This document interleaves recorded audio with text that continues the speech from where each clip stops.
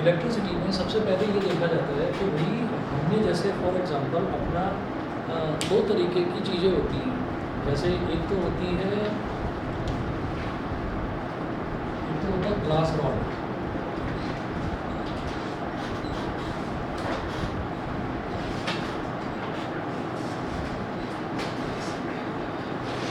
Glass rod होती है, एक होती है एबोनाइट रॉड। तो ग्लास की रॉड जो है, अगर उसको हम किसी वुलन क्लॉथ पर ग्लास की रॉड हमने ली और ग्लास की रॉड को हमने सिल्क क्लॉथ पर रब कर दिया, सिल्क का कपड़ा है, रेशम का कपड़ा है, उसके ऊपर हमने उसको थोड़ा सा घिस दिया,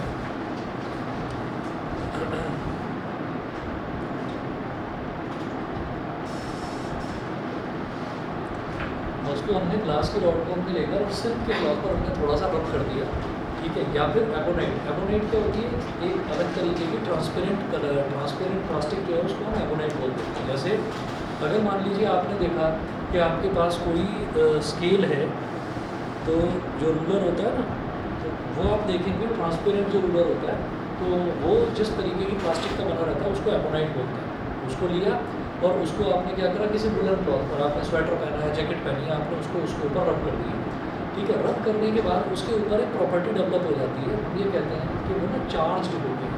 तो उसके ऊपर क्या प्रॉपर्टी डेवलप होती है, छोटे छोटे आपके पास पीसेस अगर कागज़ के पड़े हुए हैं या फैदर के छोटे छोटे पीसेस पड़े हुए हैं, तो उसके पास आप उसको डालने की कोशिश करिए, तो जब आप देखेंगे तो वो उसको खींच लेता है अपनी तरफ, अट्रैक्ट करता है, स्मॉल पीसेस ऑफ पेपर को अपनी तरफ अट्रैक्ट करता है। तो ये जो अट्रैक्शन हुआ है, ये अट्रैक्शन किस वजह से हुआ है, हम ये कहेंगे कि वो जो ग्लास रॉड है, उस ग्लास रॉड के ऊपर एक चार्ज डेवलप होती है। ऐसे ही वो एबोनाइट रॉड है, उस एबोनाइट रॉड के ऊपर एक चार्ज डेवलप होती है।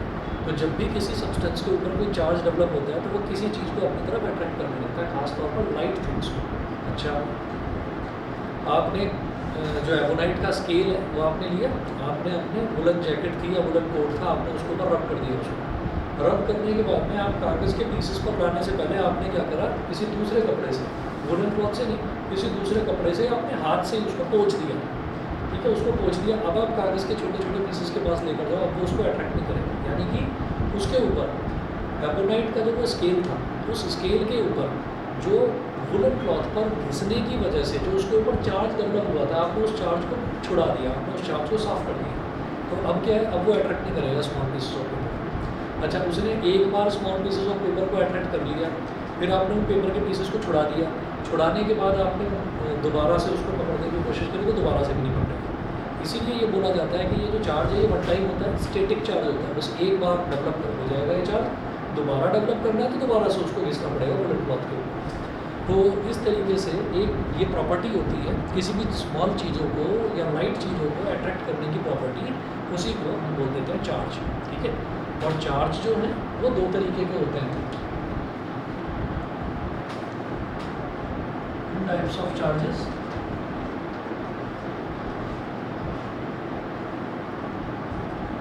एक होता है पॉजिटिव चार्ज और एक होता है नेगेटिव चार्ज। तो दो तरीके के चार्जेस होते हैं, ठीक। तो पॉजिटिव चार्जेस की क्या प्रॉपर्टी होती है कि अगर पॉजिटिव चार्ज को पॉजिटिव चार्ज के पास लेकर आया जाए तो वो क्या होता है, वो एक दूसरे को रिपेल करते हैं, लाइक चार्जेस एक दूसरे को रिपेल करते हैं, ठीक है। ऐसे नेगेटिव चार्ज को नेगेटिव के पास लेकर आएंगे तो वो भी रिपेल करेगा, और पॉजिटिव और नेगेटिव इन दोनों को एक दूसरे के पास लाने की कोई जरूरत नहीं होती, अपने आप पास आ जाते हैं। पॉजिटिव और नेगेटिव जो है वो एक दूसरे को अट्रैक्ट करते हैं, यानी कि unlike charges attract each other and like charges repel each other. वो एक दूसरे को हटाते हैं, धक्का देते हैं, रिपेल करते हैं। तो ये हो गया। फिर चार्ज जो है, चार्ज हमारे पास एक नई क्वांटिटी है, तो उसकी कुछ यूनिट भी होती होगी। तो इसकी जो ऐसा यूनिट होती है ना चार्ज की, होती है कूलम।